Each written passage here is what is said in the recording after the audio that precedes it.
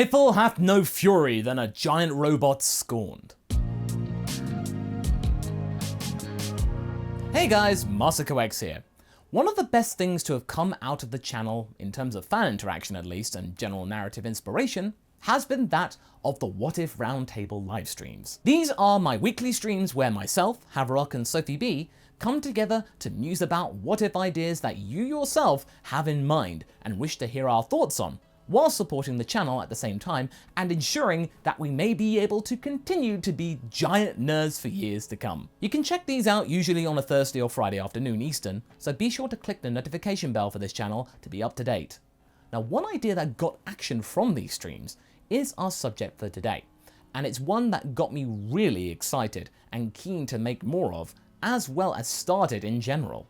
I was asked by Dole Comics on Twitter to muse the idea about Bulma joining the Dragon team directly, instead of simply being the tech support. That's good and all, but it could have done with something intrinsically more Bulma-esque. She wouldn't have just become a fighter, plain and simple. She would have used her intellect in conjunction with new strength, and thusly, we would get the additional comments from the round table, and then pose the question which has become one of my favourite what-ifs as of late. What if Bulma trained like Goku? Like I said, it wouldn't be right if Bulma just became strong and didn't use her intelligence and application of engineering to help accentuate her growing powers and physical gains. With the advent of technology at her disposal, as well as preventing the Red Ribbon Army from dominating the market on Earth and ensuring a monopoly for the Capture Corp crew for generations, Bulma was able to use Kit to amplify her power and then eventually make a suit that could act as an exoskeleton of sorts to push her powers even further. But having said that, it wasn't a straightforward turnkey operation. It had its issues, including some that seemed totally obvious or silly to not think about, but the road to success is always paved with stumbling blocks, and thusly, it made things seem a little more organic, rather than just making Bulma's suit perfect from the start, a total Mary Sue. In the last part, Bulma had managed to get out of her creative rut and use the technology from the Saiyan pod, and then later Raditz's armor, to kickstart her latest developments, which were vital since the Saiyans of Vegeta and Nappa were on their way to Earth to see what had caused their comrade to fall. But our heroes aren't aware of this back in the previous part. Now, before we continue, I just wish to point out that our holiday apparel design of Ranch and Papa is fast approaching its end. You have until December 20 to get your orders in before this design is gone for good. So be quick and go to masako.cc/xmas19 to get your stuff. Thank you for your time, and now, let's get to the content. So with the new status quo settling in, Capture Corp is a pretty bitty place to be.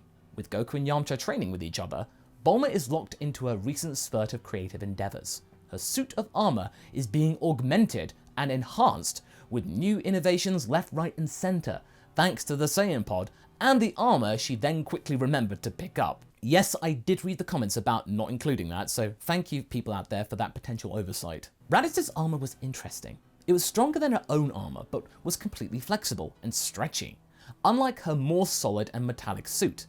Perhaps she could make some kind of composite material from this, something that was stronger than any Earth-made material, but also allowed for even more movement and flexibility and was less cumbersome, and not to mention make her look good in it. It's the complete package. There's the propulsion system, the ability to withstand heat from re-entry into atmospheres, stasis capabilities. It was all here for Bulma to get to grips with. But this wasn't the only thing that she would choose to innovate. One day, when Bulma, Goku, and Yamcha had finished training, with the engineer then cooling off before going back to tinkering with her toys, they all get a sudden buzz from Kami about something major about to happen, and that they need to report to the lookout at once.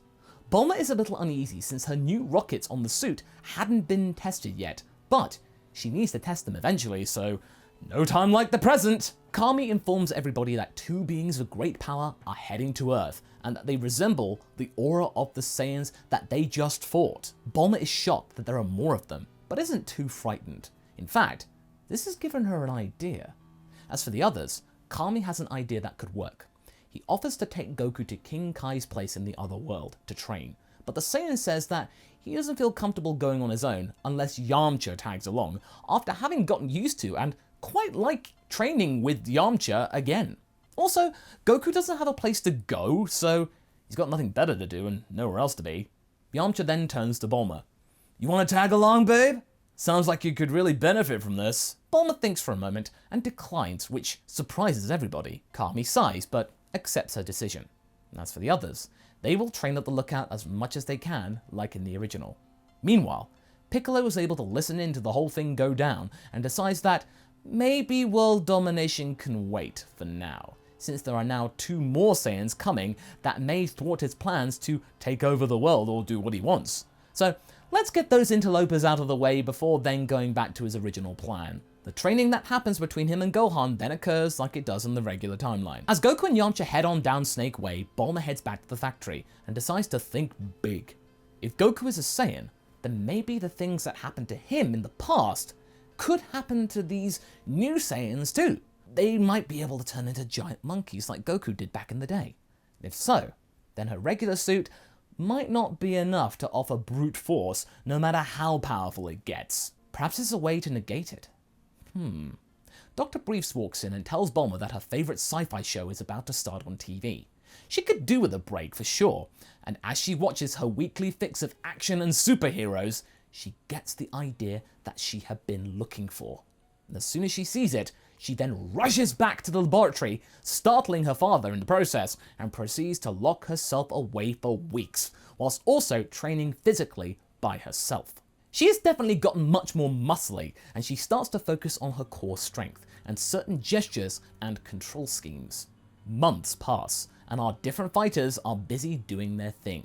Goku and Yamcha have mastered the art of the Kaioken, with Goku then going even further to learn the Spirit Bomb, which amazes the surfer dude martial artist. The gang at Kami's Lookout haven't gained that much in comparison, but has still come on leaps and bounds since when they started, and even the duo Piccolo and Gohan have been able to get some good gains. And as for Bulma, she has just about finished her project, and has primed it just in case something major happens. Now when it comes to her regular suit, it has seen some advances too. It is now much more sculpted to her frame, with less rigid joints that connect each piece, and it can now withstand pretty much anything that the Capsule Corp R&D department can throw at it. It is also waterproof for those who were watching the previous episode, by the way. And as for the multiplier, it is now one that equates to a 6 times multiplier sustained instead of the 3.51 sustained from the previous generation. She had also trained on her own, which makes her power level without the suit a maximum of about 500, over double what she was a year ago. All of this thanks to her newfound vigor and enthusiasm, something that she hadn't felt in years. Bulma isn't too worried with her suit's lack of major increases in overall multiplier addition, but she hadn't really been fully paying attention to her suit outright, to be fair. I mean, she was keen, but not that keen. She was busy with her Plan B, which felt much more capable as being the ultimate last resort in case the monkeys pulled a fast one and grew big. Kami then tells Bulma to report to the lookout, telling her that Goku and Yamcha are on their way back from training supposedly, and that the Saiyans are just hours away from arriving. It's best to get briefed up.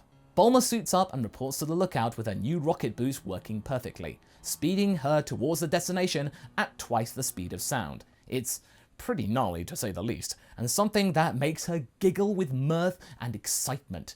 She did this. She made the most powerful device on the planet, her. When she arrives, the gang are pleased to see her, but are a little disappointed that her power level isn't that big. Not even in the thousands, which the others have been able to do. Bulma then just sighs and tells them that they keep forgetting that they can't sense the suit's energy output. She will prove how good her powers are on the battlefield. But there's a problem. Hey, Kami, when did you say the Saiyans would get here? In 2 hours. Why? 2? Oh, I thought you said more than that. Kami then looks shocked and turns away to carry on the conversation in private. Now once the call ends, Kami resumes his composure and calmly states that Goku and Yamcha won't be getting here until after the Saiyans arrive because Goku forgot the time. The Earthlings are on their own. Goku, you idiot!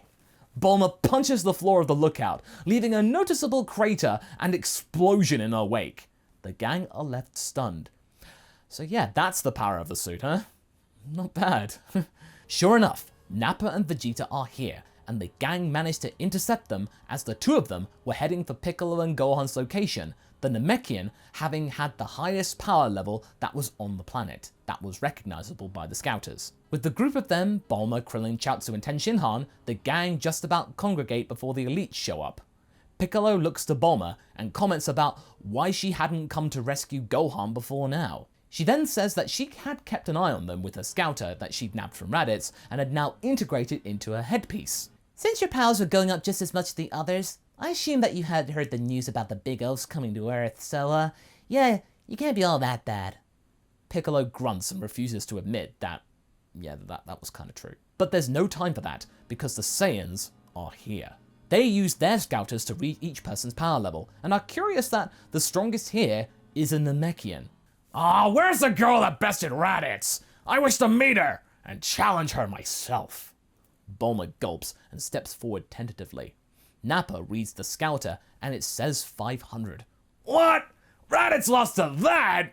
Man, I knew he was weak, but I didn't think he was that stupid. Come on, Vegeta. Let's scorch this planet and get out of here. I've no time for weaklings like this. Don't be so hasty, Nappa. Why don't you use your pets to see what they can do? Then scorch the planet. That's right. The Cybermen are brought out and the gang fight all 6 of them. Each of the fighters has to deal with them, as does Bulma, who actually makes light work of her one and proceeds to off the rest of them, which confuses Nappa a great deal. Hey, what's going on? Bulma turns to Nappa and reads his power. 4,000. It's going to be tough, but if she uses her surges correctly, she could just about win. And as for the other one, that's 18,000. That makes Bulma gasp with horror. She hopes that the little one doesn't intervene. Yeah, it was me that offed your friend. What are you gonna do about it?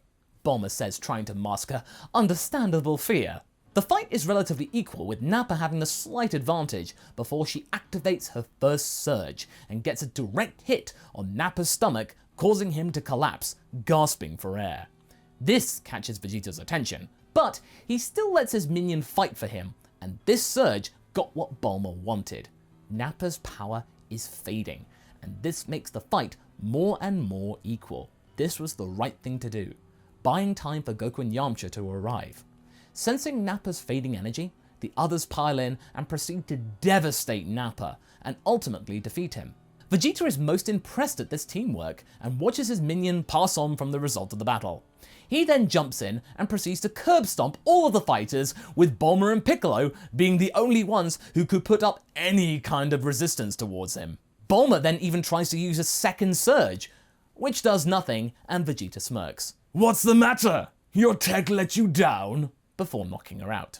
Just then, 2 power levels catch his attention, as Goku and Yamcha arrive to make their presence felt. Yamcha tends to Bulma, as Goku then proceeds to begin his fight with Vegeta, and that proceeds, as in the original, right up to the point where Vegeta transforms into his Great Ape Uzaru form. Bulma wakes up to watch the silhouette of the giant Vegeta before her, and laughs to herself weakly. Just as I thought. It's time. She gets up gingerly and then shouts, Saiyan Buster! Action! Far away, a metallic door opens up from Capsule Corp, and out of it flies a giant version of her armor going at Mach 3. The Saiyan Buster mech, in all of its glory, arrives as Goku is being trounced by the giant Vegeta, who can't sense the giant robot arriving because it doesn't have ki, nor hear the tiny little Bulma shout out. What he can sense, though, is the shaking of the ground as the robot lands. Now, big thanks to Chancellor for his idea about a giant robot being used here, and everybody else loving it. It makes so much sense, and big up to him for the overall design as seen here. He did a great job. And for those of you thinking that there wouldn't be a giant robot in Dragon Ball, well, of course there would be. Toriyama's children loved Super Sentai, so why not throw in something like Ultraman? You know, Toriyama absolutely loves deriving things from pop culture. Why not? Bulma flies up to the robot and leaps in, connecting her suit to the power grid and thanking her lucky stars that she has 1 surge left to help power the mech. It gets into a stance and tells Vegeta that she will stop him with this new form. Vegeta scoffs at this. What? This is just more of your lousy gadgets, woman, that I will crush in an instant. The Saiyan Buster does what it intends to do, and busts Vegeta in the face, knocking Goku out of his grasp before the 2 of them start to grapple for what seems like ages. Goku gathers energy to power a giant spirit bomb, which Vegeta tries to thwart with his tail, but the other Dragon Team members act as decoys, as well as lending some energy themselves. Bulma is giving it all that she's got, and Vegeta is roaring with frustration. How can this be? How are you matching the power of the mighty Uzaru? By outsmarting you, Prince. Goku showed me something like this when he was a kid, and so I figured that, hey, maybe it's best to go big. Her visor from above covers her face, and her last surge is activated, landing a major headbutt on Vegeta, which is enough to make the prince fall backwards and become disorientated, which then in turn allows Goku to activate and throw the spirit bomb, and it hits Vegeta directly. But it's not enough to destroy him, it's enough to keep him down though. And with that, Bulma uses the mech to cut off Vegeta's tail, and he reverts back to his normal form. But then, the robot lets out a warning that it is about to overload, which is Bulma's cue to get out of there. She exits the suit and it flies back to base. The deal is done, so it would seem. However, Vegeta comes to and tries to get back to his pod, barely able to move, but Goku lands before him and the others, letting him go. Bulma is at first shocked, but then allows it, which catches everyone off guard. Bulma? Of all people, why are you letting him go? Bulma can sort of understand now what Goku thought and why he let Piccolo go all those years ago. It was a feeling of unfinished business, sort of. That, and there was some kind of allure that Bulma had to Vegeta. She wanted to see the prince again. To fight, yes, but there was a mystique that she couldn't quite explain. And as Vegeta is allowed to depart, vowing revenge, of course, Goku falls to the ground, completely and utterly exhausted. Yamcha is then keen to give Bulma a hug and tells her about what he had learned, Kaioken.